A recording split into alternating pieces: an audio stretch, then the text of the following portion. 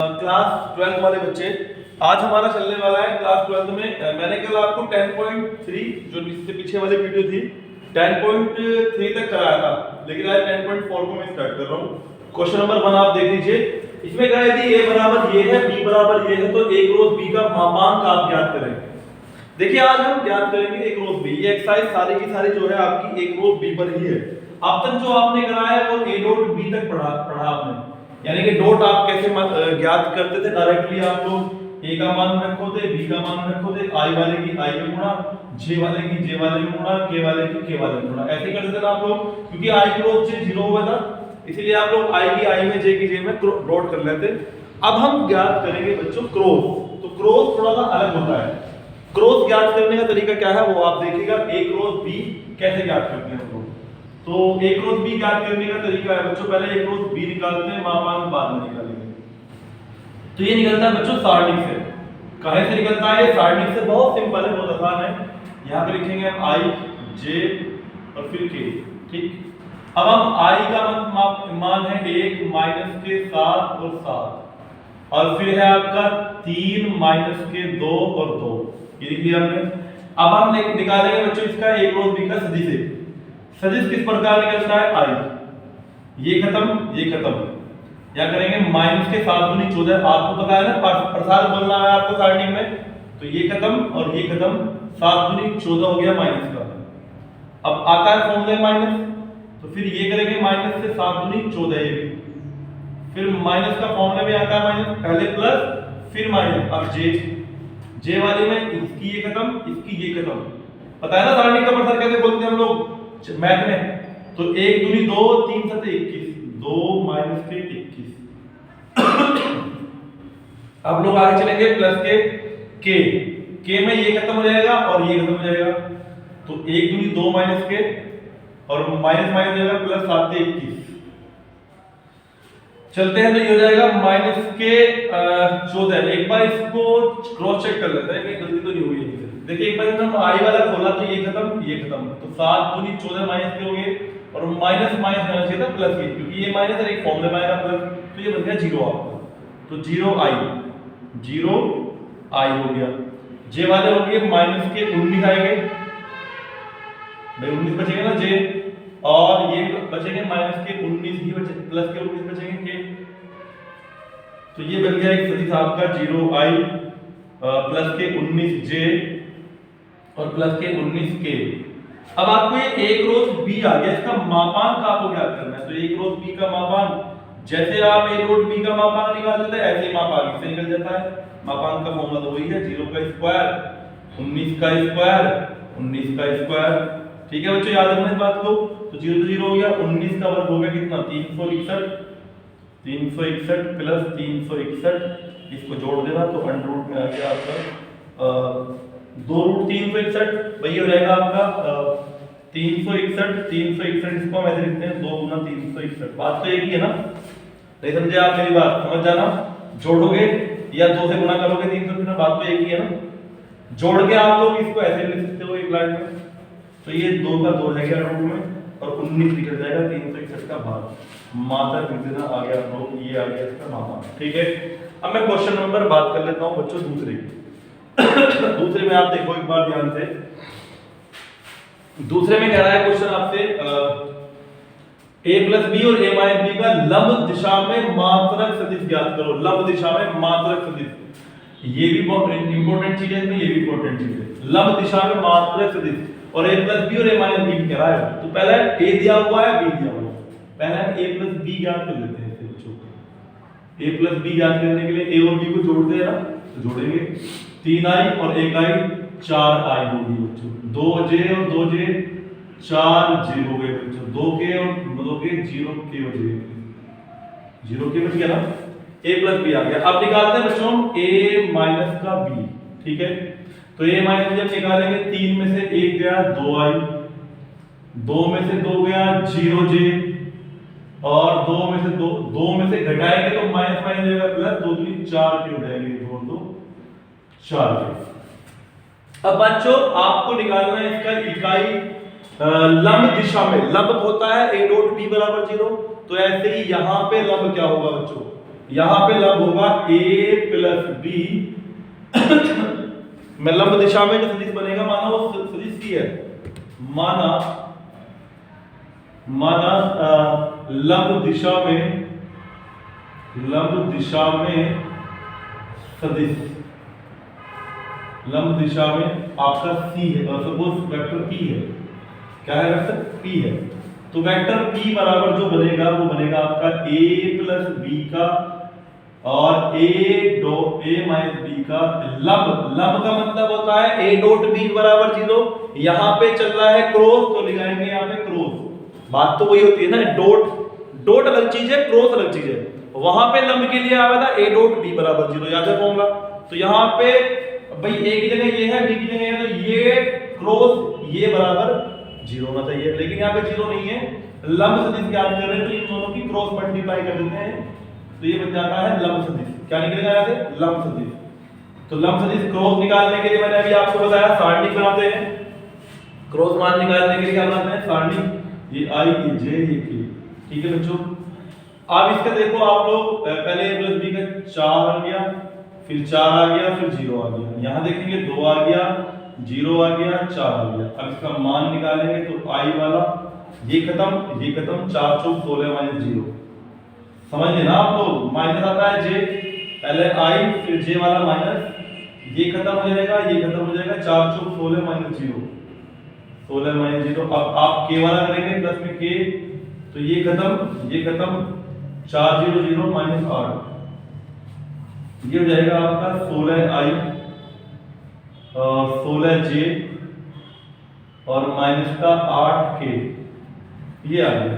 अब आपसे इसने पूछा है इसका लंब सदिश, इसका मात्रक सदिश। देखिए मात्रक सदिश निकालने के लिए आपको फॉर्मूला याद है, एकांक सदिश या इकाई का मात्रक सदिश फॉर्मूला मैंने आपको लिखवाया था। मात्रक सदिश का फॉर्मूला होगा, इसके फॉर्मूले लिखे भी हैं पीछे, आप याद कर लेना। वो आएंगे वेक्टर p है तो वेक्टर p का निकालेंगे तो वेक्टर p बटे p का मापा, ये मैंने पहले भी बताया आपको फॉर्मूला। इकाई का एकांक सदिश निकालने का फॉर्मूला आपका यही है।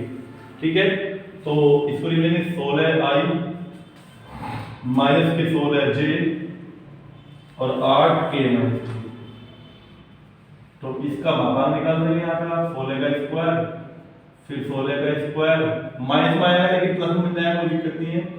चलिए मैं इसे पूरा आपको दिखाई देता हूँ करके। तो ये हो जाएगा कि आपका p का मान आ गया आपका 16i और 16j और आपका 8k।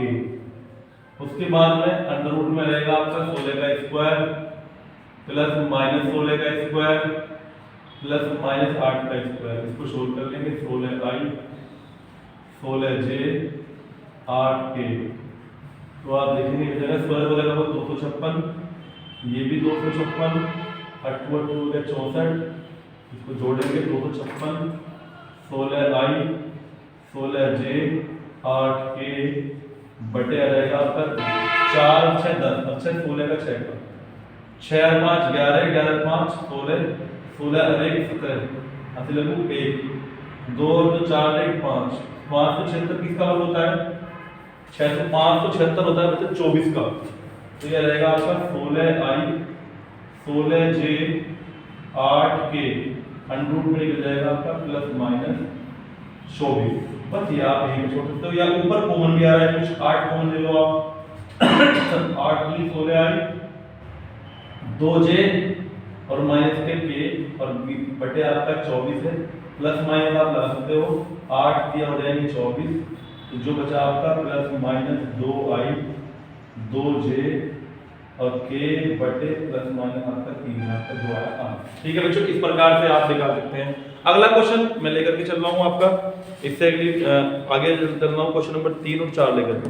स्टूडेंट देखिए, मैं अभी आपको क्वेश्चन तो करा रहा था, 10.4 मैंने स्टार्ट कर दी थी, लेकिन जैसे जैसे क्वेश्चन आते जा रहे हैं तो कोई फॉर्मूले आपके सामने मैं लिखवाता रहा हूँ, मुझे लग रहा है नए फॉर्मूले हैं, आपने इससे पहले नहीं पढ़े, तो पहले एक बार फॉर्मूलों पर नजर डाल देते हैं बच्चों। ठीक है, फॉर्मूले आप एक बार देख लेंगे तो क्वेश्चन आसानी समझ में आते हैं। अगर आपने फॉर्मूले नहीं पढ़े तो फिर क्वेश्चनों में आपको बेटा दिक्कत आएगी। तो फॉर्मूले क्या क्या है, एक बार आपको मैं पेज नंबर खुलवा देता हूँ। पेज नंबर आप 464 पे देखेंगे, 464 पेज नंबर है आपका। इस पे आपको फॉर्मूला लिखे हैं, प्रेक्षण लिखा हुआ है, प्रेक्षण लिखा हुआ है। फॉर्मूला नंबर 1 है a क्रॉस b एक सदिश है, नंबर 1 बात है। दूसरी फॉर्मूला लिखा हुआ आपका, मान लीजिए a वेक्टर a और वेक्टर b दो शून्येतर सदिश हैं तथा a क्रॉस b बराबर 0 है, तो केवल a और b एक दूसरे के समांतर होंगे। क्या होंगे? एक दूसरे के समांतर होंगे। अब आपको मैं एक फॉर्मूला लिखवा देता हूं नीचे। आपका फॉर्मूला नंबर 3 है आपका, अगर थीटा बराबर π/2 है, अगर बच्चों थीटा बराबर क्या है? π/2 है, तो फॉर्मूला है a क्रॉस b बराबर modulus a into modulus b। Next formula मैं आपको लिखवा देता हूं। इसका मतलब एक फॉर्मूला होता है आपका बीच के कोण का, जैसे हमने वहां पे बीच का कोण डॉट प्रोडक्ट में पढ़ा था हमने बच्चों, cos थीटा बराबर a डॉट b बटे आपका a का मापांक और b का मापांक, ये फॉर्मूला पढ़ा था। ऐसे यहां पे क्रॉस में फॉर्मूला है sin थीटा है, sin थीटा होता है a क्रॉस b बटे a का मापांक और b का मापांक, ये फॉर्मूला है बच्चों यहां पे। तो ये फॉर्मूला भी आप याद रख लेना, ठीक है? ये बहुत इंपॉर्टेंट फॉर्मूला, एक फॉर्मूला हो गया आपका ये, जो मैं इंपॉर्टेंट है वो आपको लिखवा देता हूं, बाकी पढ़ लेना आप बहुत सारे। और वहां पे आपने पढ़ा था i डॉट i बराबर क्या होता है? 1, लेकिन यहाँ पे आपने पढ़ा था फिर i डॉट j होता है 0। अब यहाँ पे पढ़ेंगे आप इसका उल्टा, जस्ट i क्रॉस i तो होता है बच्चों आपका यहाँ पर 0। क्या होता है यहाँ पे? i क्रॉस i होता है 0। और अगर मैं बात करूं बच्चों i क्रॉस j की, तो यहाँ होता है आपका i क्रॉस j जो होता है वो k के बराबर होता है। ध्यान से रखना आप लोग, यार लिखे हुए मैं आपकी बुक में लिखे हुए हैं, ठीक है? बुक में आपके लिखे हुए हैं i क्रॉस i बराबर j क्रॉस j बराबर k क्रॉस k बराबर होता है क्या? 0, ठीक है? ये लिखा हुआ है। अंत लिखा हुआ i क्रॉस j होता है k के बराबर, j क्रॉस k बराबर होता है i के बराबर। एंड अगर मैं बात कर लूं यहाँ पे j क्रॉस i की, अगर मैं उल्टा कर दूं इसको, j cross i cross j होना चाहिए क्रम के अनुसार। अगर क्रम पलट गया तो आंसर आएगा -k क्रॉस। ये भी ध्यान रखना आप लोग, अगर क्रम पलटेगा तो यहाँ पे आपका माइनस निकलेगा, लेकिन वहां पे आपको याद होगा a डॉट b को हम लोग b डॉट a के बराबर लिख सकते हैं। डॉट में तो हम कर सकते हैं, कोई चीज नहीं बदलता, लेकिन अगर क्रॉस में करेंगे ना, अगर हम क्रॉस में कर देते हैं a क्रॉस b, इसको b क्रॉस a करना चाहूंगा ना, तो इसका चिन्ह बदल जाएगा बच्चों, ठीक है? ये ध्यान रखना, ये फॉर्मूले आपको बहुत इंपॉर्टेंट है, काम आने वाले हैं आपके आगे। अब आपका जो फॉर्मूला है, ये sin थीटा का फॉर्मूला लिखा मैंने, इसका मापांक है यहाँ पे। चलिए, और उसके बाद में जो फॉर्मूला होगा आपका, बाकी तो कोई खास नहीं है, यही फॉर्मूले हैं आपके। और एक दो फॉर्मूला, एक फॉर्मूला होता है इसमें भैया आपका घटक ज्ञात करने का।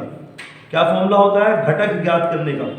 अगर घटक की बात आए हैं क्वेश्चन नंबर 3 में, घटक ही उसने पूछा है, तो मैं आपको एक फॉर्मूला नोट करा देता हूं। घटक का फॉर्मूला होता है बच्चों cos स्क्वायर अल्फा, एक फॉर्मूला होता है cos square alpha, cos square beta, cos square gamma बराबर 1, ये फॉर्मूला होता है, ये भी आप याद रखना। इसमें ये होते हैं cos alpha, cos beta, cos gamma, ये घटक होते हैं। क्या होते हैं ये? घटक। तो इस फॉर्मूले से हम घटक निकाल सकते हैं, कोई भी तीसरा कोण निकाल सकते हैं, इस चीज को भी आप लोग ध्यान रखेंगे, ठीक है?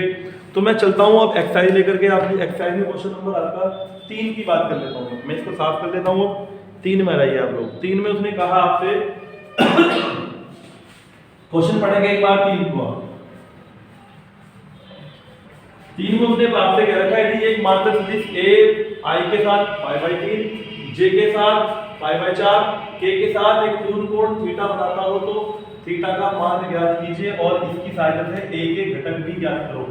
तो आंसर के लिए इसके आप क्या करेंगे, देखो आप ध्यानपूर्वक, इसके ध्यानपूर्वक i के साथ π/3, i के साथ π/3, तो यानी कि अल्फा बराबर हो गया π/3 और बीटा बराबर हो गया j के साथ कितना है π/4 का कोण, और गामा बराबर हो गया k के साथ एक न्यून कोण थीटा बनाता है।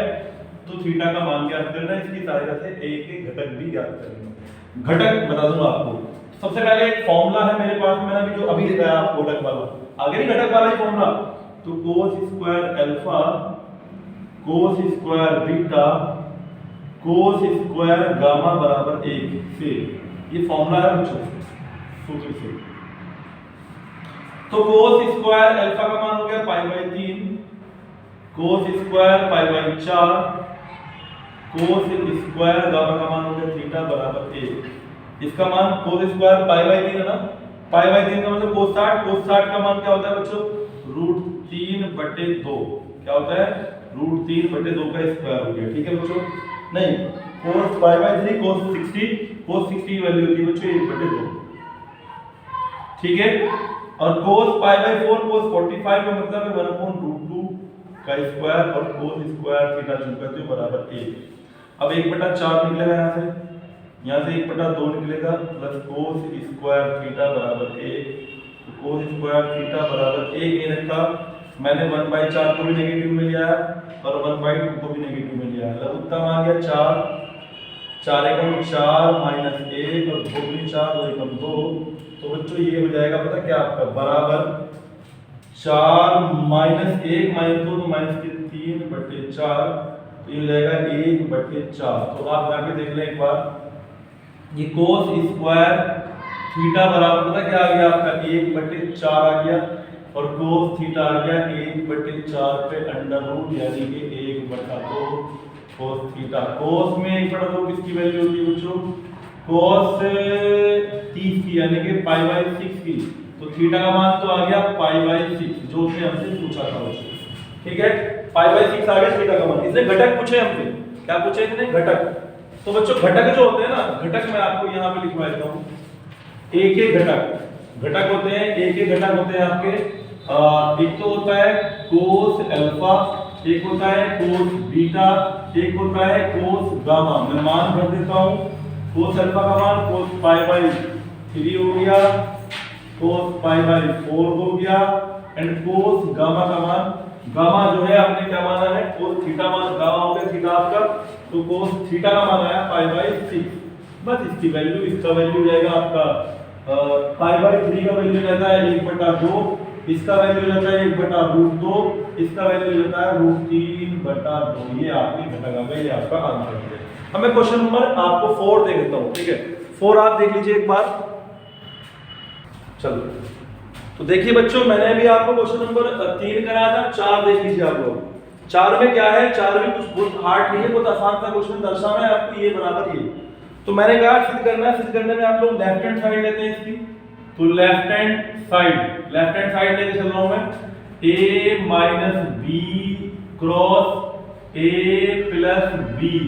ठीक है, तो अब हम क्या करेंगे देखिए आप लोग ध्यान से, इसको मैं a की मल्टीप्लाई इसमें कर लेता हूं क्रॉस, तो a cross a plus B आ गया।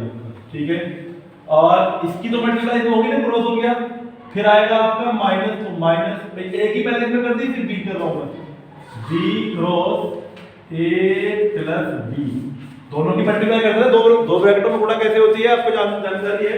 पहली संख्या पूरा ब्रैकेट, दूसरी संख्या पूरा ब्रैकेट। a की a क्रॉस a में करेंगे प्लस a की b में करेंगे, a क्रॉस b बन जाएगा, दोनों होगी। अब b क्रॉस a हो जाएगा और माइनस हो जाएगा b क्रॉस b। आपको अभी फॉर्मूला लिखवाया था बच्चों मैंने, a क्रॉस a होता है आपका 0 और a क्रॉस b अगर है तो मैं लिखता हूं माइनस b क्रॉस a। इसका चिन्ह बदल सकता हूं मैं, अगर चिन्ह बदल जाता है इसका, अगर मैं इसको आगे पीछे पलटता हूं। ठीक है, तो ये फॉर्मूले मैंने अभी आपको नोट कराए थे। तो ये तो हो गया 0 आपका प्लस a क्रॉस b, झुका जो रखा है तो लाना था हमें, लेकिन 2 ला रहे हैं। तो b क्रॉस a को a क्रॉस b बनाने के लिए हम इसका चिन्ह बदल देंगे, बदल देंगे, ये हो जाएगा प्लस और ये हो जाएगा 0। तो a क्रॉस b कितने होंगे, 2a क्रॉस b। बस राइट हैंड साइड ये आपका आंसर आ गया। अब मैं क्वेश्चन नंबर यहीं तक आप देख लीजिए, नेक्स्ट वीडियो में कराऊंगा इसके बाद 5वां और 6वां 7वां जो भी है। आप लोग 1-2 क्वेश्चन करने की कोशिश किया करो। 5वां बहुत सिंपल सा है, वैसे 5वां बहुत सिंपल सा है, अगर आप चाहें तो कर सकते हैं। 5वां आप देख लीजिए, मैं 5वें को दिखा देता हूं आपको। देखिए 5वां आपको बहुत आसान क्वेश्चन है। 5वां में कह रहा है आपसे बच्चों, ये लैम्डा ज्ञात करो और म्यू ज्ञात करो, ये पूछा है आपसे। तो ये दे रखा आपको 2i 6j 27k क्रॉस दिया हुआ है आपको i और लैम्डा j और आपका म्यू k बराबर 0, यानी कि दोनों की क्रॉस मल्टीप्लाई है। तो क्रॉस मल्टीप्लाई तो हमेशा सारणिक से होती है बच्चों, तो सारणिक बनाते हैं i j के, इसका गुणांक 2 6 27, इसके गुणांक 1 लैम्बडा म्यू बराबर क्या है 0। इसका सदिश निकाल लो, आई के सापेक्ष ये कदम 6 म्यू माइनस के 27 लैम्बडा माइनस आएगा जे आएगा, ये कदम 2 म्यू 27 आ गया, ठीक है। फिर उसके बाद आएगा प्लस के ये कदम 2 लैम्बडा माइनस हो गया 6 और बराबर 0 आपका। तो आप देखेंगे इसमें आप लोग क्या करेंगे, ध्यान से आप लोग देखिए, तो बहुत सिंपल सा है। ये हो जाएगा आपका, अगर देखा जाए यहाँ से तो मैं क्या करूंगा, देखो मैं इसे 0 करूँ ना, 0 को 0 है, 0i 0j और 0k लिख सकता हूँ। तो यहाँ पे कंपेयर कर सकते हैं, तुलना करने पर क्या लिखते हैं हम लोग, तुलना करने पर। जो तुलना करेंगे तो i के गुणांक से करेंगे 6 म्यू माइनस के 27 लैम्बडा बराबर 0, समीकरण नंबर 1 डाल दीजिए आप। अगर मैं करूंगा इस वाले की तो 2 म्यू माइनस के 27 बराबर हो गया 0, इसको हल कर लेता हूँ, 2 म्यू माइनस बराबर हो जाएगा 27, तो म्यू का मान आ गया 27/2। म्यू का मान समीकरण नंबर 1 में रखने पर, म्यू का मान समीकरण 1 में रखने पर, बहुत सिंपल से क्वेश्चन है। 6 म्यू का मान है 27/2 माइनस के 27 लैम्बडा बराबर 0, तो ये हो जाएंगे 2 तिया 6, 27 3 81, 3 बचेगा ना 3, 27 3 81 माइनस के 27 लैम्बडा बराबर 0। तो आप देखेंगे 81 बराबर 27 लैम्बडा इधर आ गया, पॉजिटिव बन गया, 27 भाग में आएगा, 27 क्या 81, तो लैम्बडा का मान आ गया बच्चों 3, लैम्बडा का मान 3 आ गया, म्यू का मान आया था 27/2। ये आपका आंसर है, ठीक है, आप कर लेना।